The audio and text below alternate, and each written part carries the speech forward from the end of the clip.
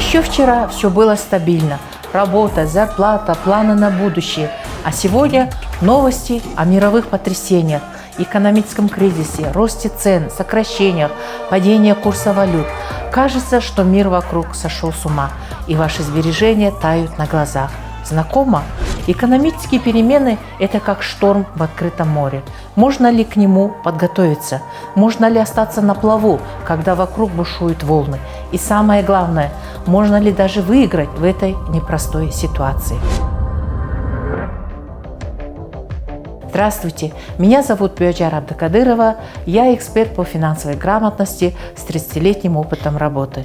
Сегодня мы разберем, как сохранить финансовую стабильность в условиях кризиса, как следить за новостями и правильно реагировать, если вы работаете в Европе, США, Южной Корее, России, Великобритании или в других странах или регионах. В нашей серии видео для трудовых мигрантов из Кыргызстана мы уже говорили о том, как управлять своими финансами, как планировать бюджет, защититься от мошенников, выбирать финансовые услуги и платить налоги.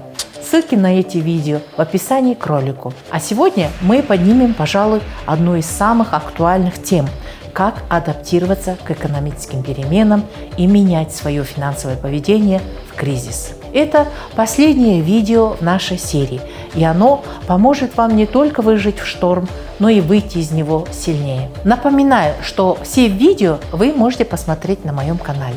А еще специально для вас проходят бесплатные вебинары на эти же темы.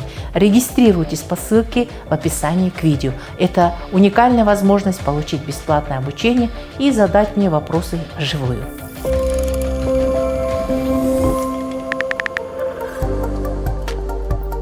Итак, предлагаю сначала разобраться, что означают громкие экономические термины в средствах массовой информации. И самое главное, как эти громкие новости в итоге влияют на ваш кошелек. Представьте, вы едете на машине по ровной дороге, и вдруг начинается сильный туман. Видимость падает, скорость приходится снижать, а иногда и вовсе останавливаться. Экономический кризис – это такой же туман для экономики. Это период, когда привычные правила перестают работать и становится сложно предсказать, что будет завтра. Это может проявляться по-разному. Инфляция. Это когда цены на товары и услуги растут, а ваши деньги теряют свою покупательскую способность. Проще говоря, на ту же сумму вы можете купить меньше, чем раньше. Это как если бы ваша зарплата осталась прежней, но буханка хлеба вдруг стала стоить в 2 раза дороже. Рецессия – это когда экономика страны замедляется, предприятия закрываются, а безработица растет. Это значит, что найти работу становится сложнее, а риск потерять текущую выше. Девальвация валюты – это когда национальная валюта теряет свою ценность по отношению к другим валютам. Для мигрантов это особенно важно, потому что деньги, которые вы отправляете домой, могут обесцениться, и ваши родные получат меньше, чем ожидали. Почему это так важно именно для мигрантов? Потому что вы находитесь в более уязвимом положении. Вы далеко от дома, у вас могут быть кредиты, которые нужно погашать, и семьи, которым нужно помогать.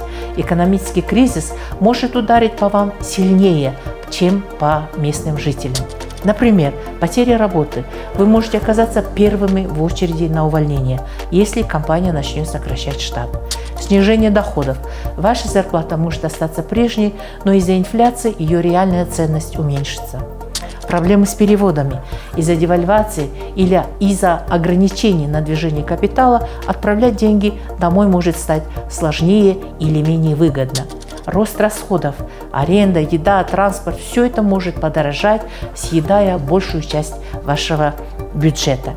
Экономические перемены – это не только глобальные кризисы, но и изменения в законах, правилах, которые напрямую влияют на вашу жизнь. Например, налоговая реформа в стране пребывания, ужесточение правил получения виз или даже изменение банковских комиссий. Поэтому следите за новостями в стране, где вы живете.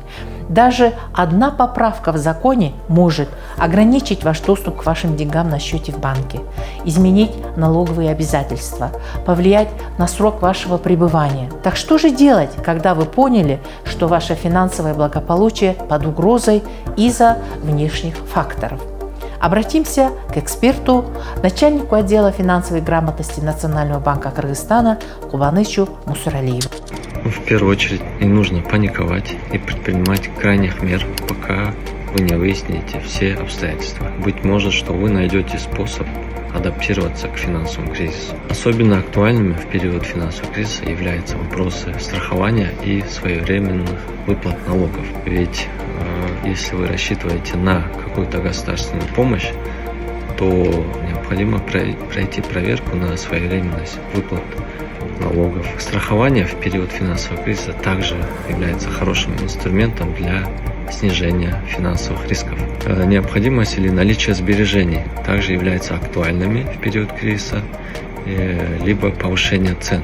Ведь наиболее ощутят последствия повышения цен это категории лиц, у которых фиксированные заработные платы. А те, у кого имеются какие-то вклады либо инвестиции, могут полностью или частично снизить негативные последствия инфляции, так как у них имеются дополнительные доходы. При этом, конечно же, нельзя забывать, что нужно диверсифицировать свои и сбережения, и инвестиции, то есть нужно использовать различные формы сбережений и вкладывать в разные финансовые инструменты. Также необходимо помнить, что ситуация на фондовом рынке может изменяться. К примеру, мы видели, когда против одной из стран ввели экономические санкции, и ценные бумаги, акции, облигации местных компаний, они упали в цене. Если же вы сталкиваетесь с какими-либо трудностями с выплатой кредита из-за экономического кризиса, то у вас есть три опции. Первое – это кредитные каникулы, то есть временное приостановление выплат по кредиту. Второе – это реструктуризация, то есть изменение графика погашения кредита. И третье – рефинансирование, то есть когда вы находите новый кредит и с более выгодной или сниженной ставкой. В крайнем случае можно объявить себя банкротом. Иностранные граждане, в том числе трудовые мигранты, тоже могут объявить себя банкротом, и в этом случае возвращать кредит не придется. Однако имейте в виду, что физические лица, объявившие себя банкротом, будут иметь ограничения к финансовым услугам в течение нескольких лет. Также они могут потерять и другие возможности на время или навсегда, в зависимости от законодательства страны пребывания. Не забывайте разумно экономить. Ведите бюджет и анализируйте свои расходы. Вы можете подумать и сравнить цены на расходы приготовления еды дома, либо питания в кафе. К примеру, если сейчас вам выгоднее питаться в кафе, то в случае кризиса, возможно, будет выгоднее приобретать продукты и готовить еду дома, делать уборку своими силами. Это позволит вам сэкономить больше денег. Спасибо, Кубаныч.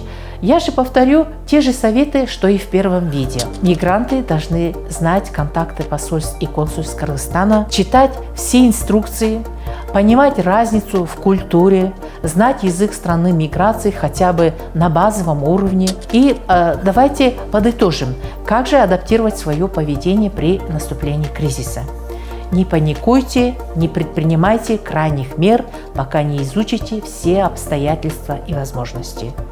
Используйте страхование здоровья, а также страхование имущества. Если наступит кризис, то это снизит ваш финансовый стресс. Платите налоги, иначе при наступлении кризиса выяснится, что вы не сможете претендовать на государственную помощь, в том числе на налоговые каникулы.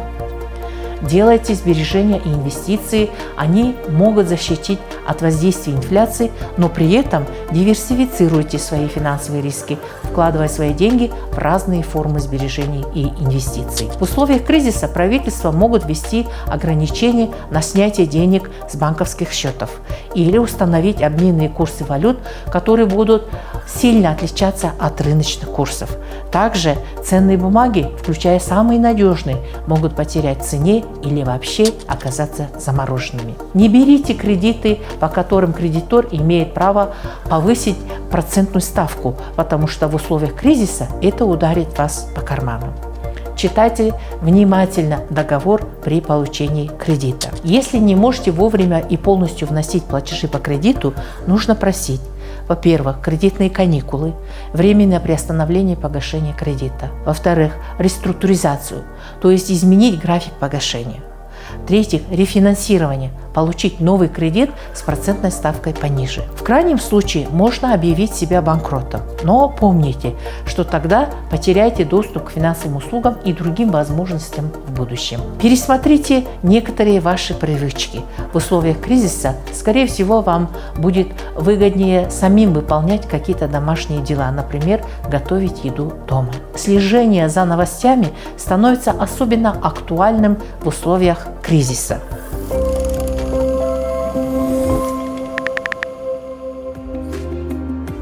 В современном мире информация – это сила, особенно в условиях экономической нестабильности. Важно не просто читать новости, а уметь их понимать, что действительно важно для ваших финансов. Вот несколько полезных источников информации. Сайты госорганов страны пребывания, налоговая, миграционная служба, социальный фонд – это самые надежные источники информации о законах и правилах, которые касаются вас напрямую. Официальные YouTube-каналы и Telegram-боты. Многие государственные органы и крупные финансовые учреждения ведут свои каналы, где публикуют актуальную информацию и разъяснения. Ищите проверенные источники. Крупные новостные порталы. Выбирайте те, которые имеют хорошую репутацию и не склонны к сенсациям. Например, сайты типа gov.uk для Великобритании, IRC.gov для США, Госуслуги.ру для России. Это официальные порталы, где можно найти много полезной информации.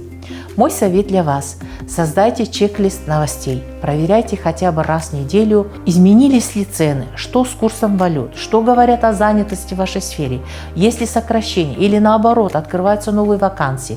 Будьте проактивны. Не ждите, пока проблемы постучатся в вашу дверь. Будьте на шаг впереди. Итак, вы в курсе событий, вы понимаете риски. Что дальше? Как конкретно адаптировать свои личные финансы к этим переменам?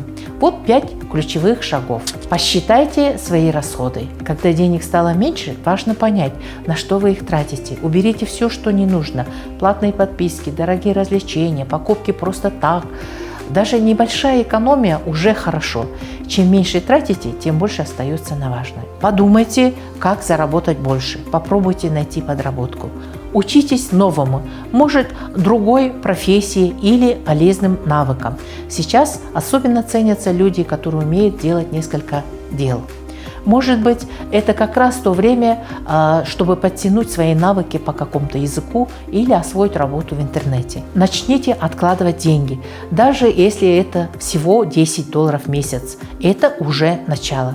Постарайтесь откладывать хоть понемногу.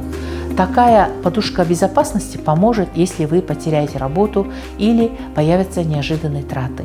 Следите за новостями и меняйте планы. Ситуация в стране или мире может быстро меняться.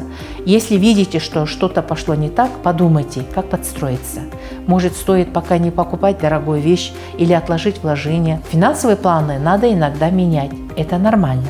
Думайте наперед, где лучше копить деньги, в Кыргызстане или в стране, где вы работаете, в банке на депозите или лучше инвестировать. Все зависит от ваших целей. Хотите учиться, купить жилье, помочь детям. Прежде чем принимать решения, читайте, слушайте советы, проверяйте, кто дает советы, надежный ли источник. Один из наших выпусков как раз рассказывает, как не попасться на обман, ссылка в описании. Важно! Не бойтесь менять стратегию. То, что работало 3 года назад, может не работать сегодня. Вы мигрант, и это уже значит, что вы сильный, смелый человек. Вы уже преодолели множество трудностей, покинув свой дом в поисках лучшей жизни. Но, чтобы не просто выжить, а процветать и быть уверенным в будущем, нужно понимать, как устроена экономика и как на вас влияют ее перемены. Финансовая грамотность – это не просто набор знаний, это навык, который поможет вам принимать правильные решения в любой ситуации. Делитесь этим видео с друзьями и знакомыми. Эта информация может помочь избежать многих проблем проблем и стать более уверенными в своем финансовом будущем. Подписывайтесь на наш канал, чтобы не пропустить важные советы и быть в курсе всех финансовых новостей. Мы продолжим делиться с вами полезной информацией на наших вебинарах, где сможем разобрать ваши вопросы более детально. Будьте богаты, берегите себя. До встречи!